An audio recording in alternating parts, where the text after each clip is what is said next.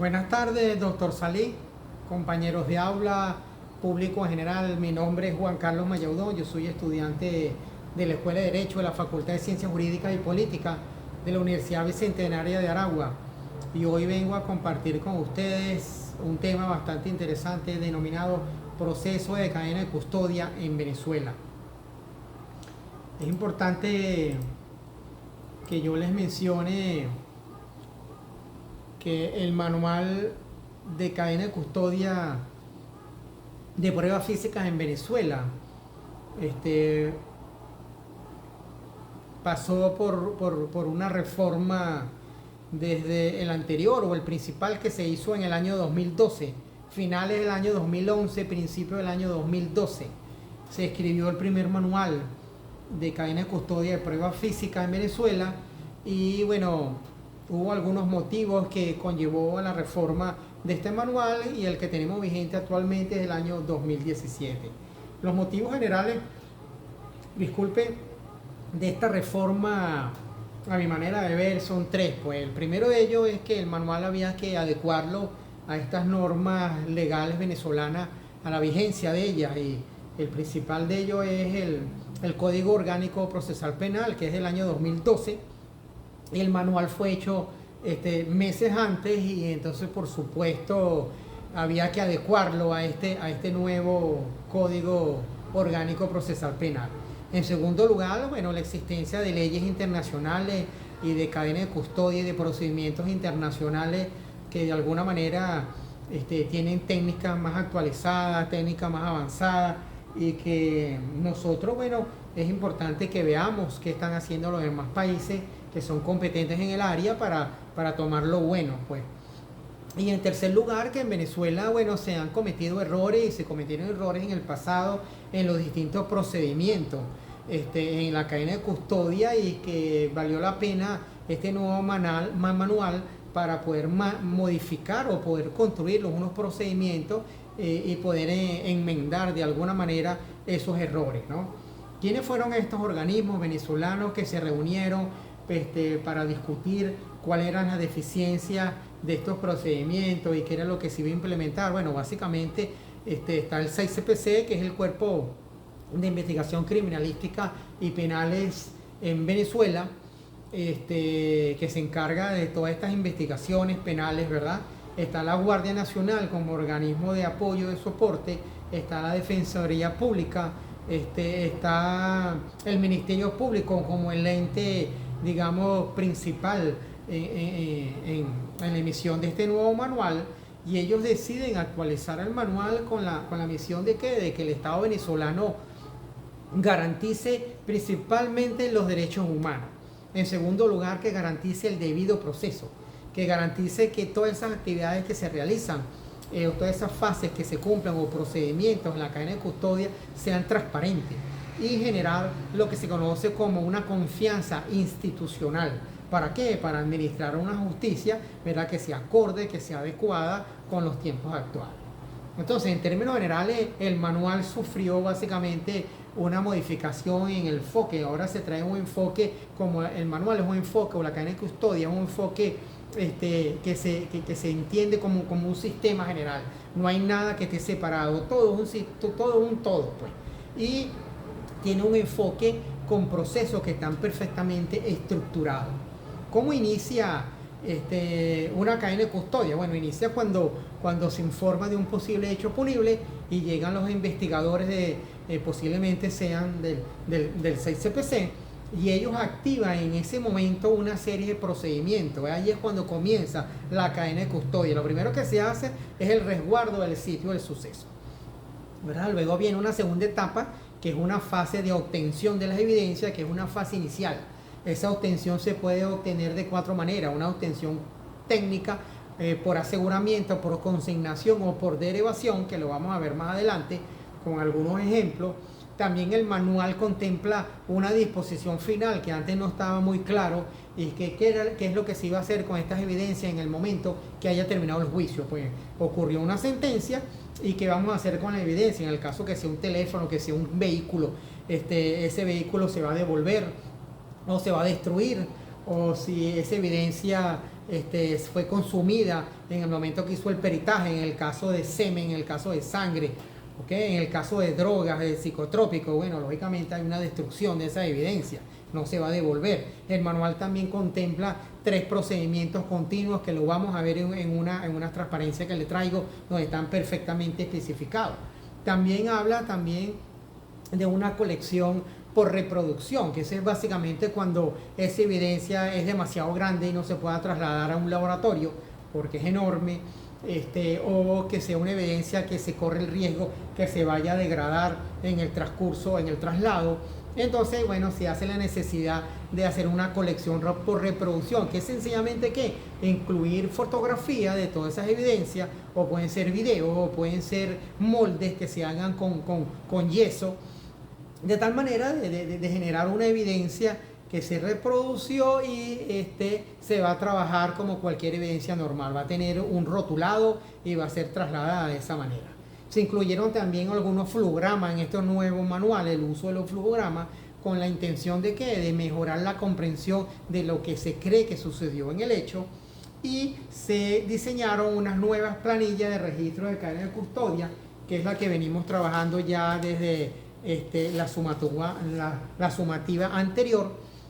Y por supuesto se identificaron una serie de oficios, de actas y de dictámenes periciales que deberían de acompañar estas planillas, y en este manual existen unos modelos para que todos estos organismos tengan esos modelos y puedan utilizarlas todas en común, pues. También se desarrolló lo que es un glosario de términos. Hay alrededor de 50 definiciones que están perfectamente tipificadas ahí, con la intención de unificar un criterio y que sea una sola terminología en el ámbito forense, jurídico e investigativo. Y por último, este manual, bueno, trae algo que a mi manera de entender es muy importante, porque fue redactado con un lenguaje que permite una mejor y fácil comprensión. Entonces, explicado todo esto y conversado todo esto, estos términos, ¿verdad? Yo creo que ya estamos todos acá en la capacidad de generar lo que es una definición de cadena de custodia, pero desde el punto de vista del sistema, ¿no? ¿Qué es una cadena de custodia? Bueno, para mí, aquí lo tenemos en la transparencia, doctor. Es un conjunto ordenado de normas, ¿verdad? De procesos que están ordenados, de instituciones que interactúan y se interrelacionan entre sí de manera permanente, ¿con el fin de qué? Con el fin de regular el funcionamiento de esta cadena de custodia de la evidencia física en todas sus distintas fases, que ya la vamos a revisar, con la garantía de ¿qué? De que sea legal, que en el proceso penal. Estamos hablando de una cadena de custodia como un sistema. También está definido en el manual, en la página 18, ahí citan el artículo 187 del COP, del Código Orgánico Procesal Penal del año 2012, donde en resumen, yo se lo traigo en 2 líneas. De ahí se puede extraer, ¿verdad?, que la cadena de custodia es la garantía legal para el manejo idóneo de todas esas evidencias y que se evite su alteración desde el hallazgo, ¿verdad?, desde el momento que se halló en el sitio de suceso hasta que se utilice en el tribunal. De aquí se puede derivar cuál es la importancia y cuál es la utilidad de una cadena de custodia. Bueno, es fundamental es garantizar que la integridad de esa evidencia, que no sea alterada, que sea auténtica, que sea la misma como le mencioné. Y lo que quiero expresar con esto es que sea en el tribunal una prueba totalmente ilícita, ¿verdad? Que se haya evitado que haya sido manipulada, que haya sido contaminada esa prueba, e inclusive que haya sido sustituida. Estoy hablando básicamente de una garantía legal. Eso es lo que da una cadena de custodia. Entonces, ahora, para entender un poco mejor lo que es el esquema de la cadena de custodia de la evidencia física, le traigo una lámina acá donde perfectamente vamos a explicar de qué se trata. ¿Okay? Entonces tenemos aquí esta lámina, doctor, y tenemos aquí sistema de cadena de custodia de evidencia física. Tiene 4 fases. Está aquí de color verde, una fase inicial, una fase de laboratorio, una fase de disposición judicial y la disposición final. Esta fase inicial es un proceso en sí completo, ¿no?, que tiene un carácter continuo. Básicamente se llama obtención. Como le mencioné, hay 4 formas. Una obtención técnica, una obtención de aseguramiento de consignación o de derivación. Es un proceso que está perfectamente descrito en el manual. Hoy vamos a trabajar básicamente con una obtención técnica. Aquí se hicieron a las 10 evidencias del ejercicio en el hotel, en la habitación 58. Se consiguieron 10 evidencias y a todas se le hicieron una obtención técnica. Luego viene lo que se conoce como la fase del laboratorio, lo que es un proceso, el proceso de peritación, donde ahí se analiza, se estudia, se llega a conclusiones, se genera un acta, ¿verdad? Luego esa evidencia, una vez que haya sido rotulado nuevamente, se envía al tribunal, ¿verdad? ¿Para qué? Para que el tribunal lo resguarde. Ese es otro proceso más que existe. Y el tribunal decida en qué momento la va a exhibir en el juicio. Luego viene el cuarto proceso, que es la disposición final o cierre, como le mencioné, de qué es lo que se va a hacer con esa evidencia. Si se destruye, si se devuelve, ¿verdad? O se explica qué sucedió con ella, si en el momento del peritaje se consumió en su totalidad. Vamos a hablar un poco ahora acerca de las evidencias físicas que hipotéticamente procesamos durante la cadena de custodia, ¿no? Entonces, en esta ocasión trabajamos en el hotel, en la habitación 58, en el motel, la habitación 58. En esta ocasión se consideró como lugar del sitio de suceso esa habitación, y sencillamente se trabajó para evitar, ¿verdad? O para impedir que existiera alguna alteración de todas las evidencias que son localizadas en esa habitación, como ven en la fotografía, a través de que el proceso de protección, donde se delimita y se preserva el lugar. Eso vamos a verlo más claramente en este esquema, que es la siguiente transparencia, profesor, donde vemos una fase inicial. Esta fase inicial, como yo le dije, vamos a trabajar con la obtención técnica. Es importante que yo le mencione que la obtención técnica puede realizarse en un inmueble. En este caso estamos hablando de un motel en la habitación 58, y todo lo que está dentro de la habitación son las evidencias que vamos a obtener a través de la forma técnica. También puede ser aplicada a personas, a automóviles o a personas que han sido fallecidas, ¿no? Pero no es el caso de este ejercicio. Entonces, lo primero que se hace es la protección, como le dije. Se delimita el lugar, se preserva el lugar, y luego viene la fase de observación preliminar, donde se recaba la información y se busca la evidencia, analizando que primero las características generales del entorno y luego las características específicas, ¿verdad? Para identificar todas esas evidencias que potencialmente son relevantes para el caso, y sobre todo evitar que en la delimitación se nos quede alguna por fuera. En este caso tenemos aquí descrito que son 10 evidencias, ¿no? Luego vamos con la fase o la etapa de fijación, que se fija todo el lugar, ¿verdad? Ahí va a quedar plasmado cómo se consiguió el lugar en el momento que llegaron estos peritos, ¿verdad? Y cómo se consiguieron las evidencias. Se procede a tomar fotografía, también se hace una fijación escrita, una fijación por planimetría, inclusive también se toma videos con la finalidad de ir analizando, ¿verdad?, de forma correcta los hechos y poder ir construyendo unas posibles hipótesis de investigación. ¿Okay? Luego viene el procedimiento de colección de todas estas evidencias. Es importante, aquí está lo que es la colección de reproducción que le mencioné anteriormente, que es sencillamente cuando la evidencia es extremadamente grande y no puede ser trasladada, se toman fotografías o video, y eso se utiliza como una evidencia, ¿verdad? O aquellas evidencias que se pudieran degradar. Luego viene lo que es la fase de embalado, de sellado, de rotulado, de etiquetado y del llenado de las planillas, ¿verdad?, para cada evidencia, y finalmente se realiza el traslado para un lugar específico. Vamos a revisar entonces esta planilla según el ejercicio. Fueron 10 evidencias. ¿Qué dice aquí arriba, doctor? Dice los datos generales. Primero, el número del expediente, ¿verdad? El despacho que instruye, en este caso la División de Investigación de Homicidio, que pertenece al 6CPC. ¿Ok? Tenemos acá la dirección de donde se obtienen todas estas evidencias. Bueno, Avenida Oeste, Motel El Mostacho, municipio Girardot, Estado Aragua. La fecha, 17 de febrero a las 5 de la tarde, y la forma que se obtuvieron esas evidencias, fue una obtención técnica. Luego vienen los funcionarios que obtuvieron las evidencias. Tenemos quién hizo la fijación, el funcionario Juan Mayaudón, aquí están sus datos, y luego quién hizo la colección. En este caso lo hizo Carlos Maggio y también están sus datos. Luego viene este cuadro donde está la descripción de las evidencias. Bueno, aquí este cuadro es muy pequeño, solo se pudo describir 2 evidencias, pero existen unas planillas complementarias donde se procede a la descripción de todas las demás. ¿Okay?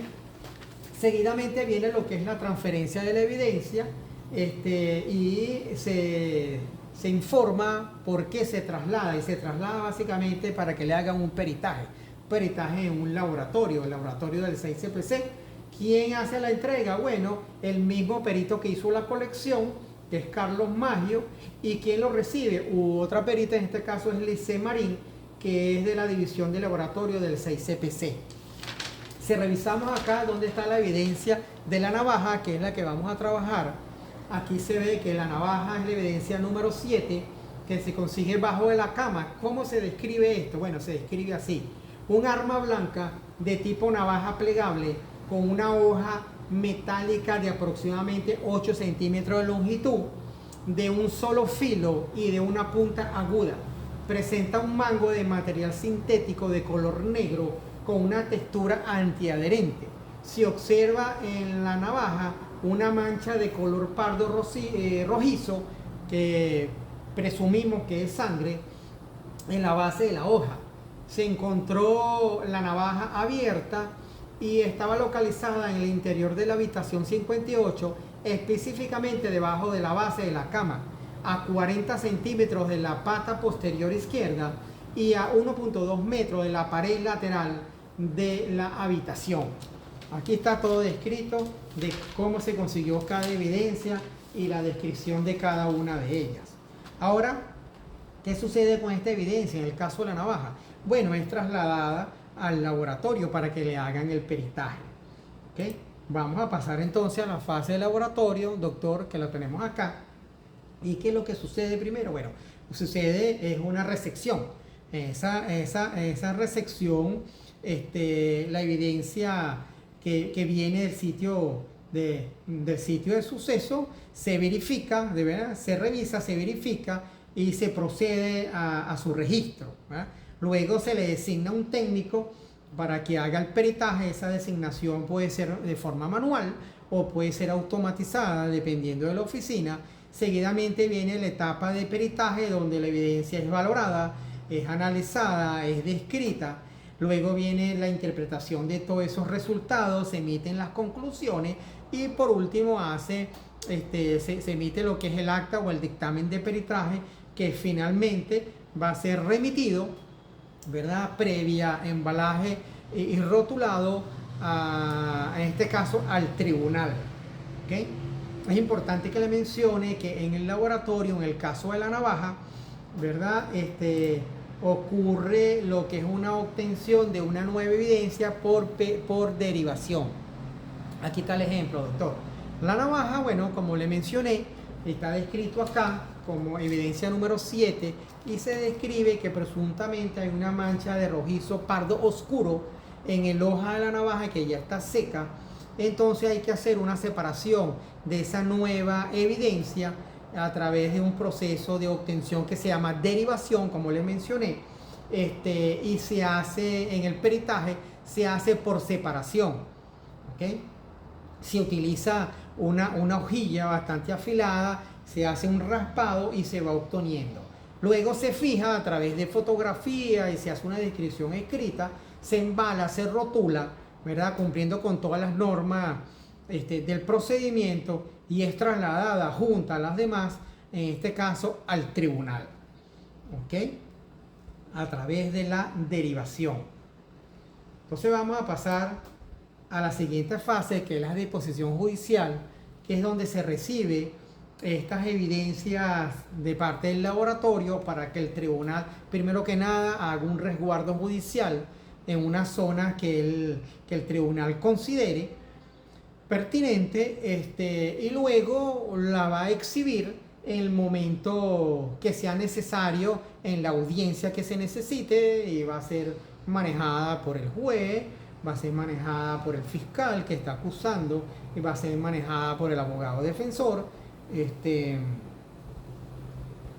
como fase de disposición judicial.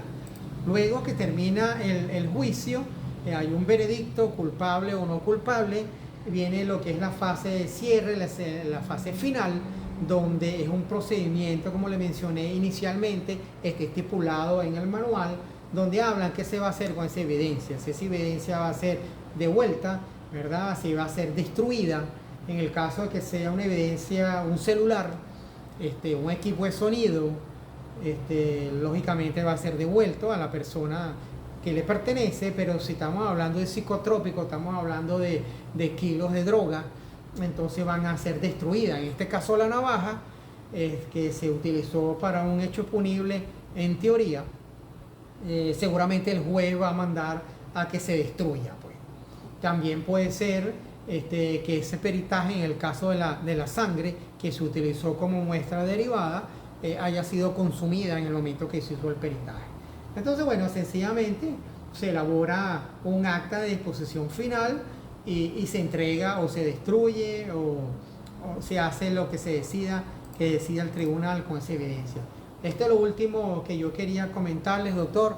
Le dejo acá las referencias, disculpa que no le pasé esta transparencia, le dejo las referencias que se utilizaron para el soporte de este trabajo de investigación, y bueno, aprovecho para despedirme y agradecer la oportunidad que me dieron de compartir con ustedes.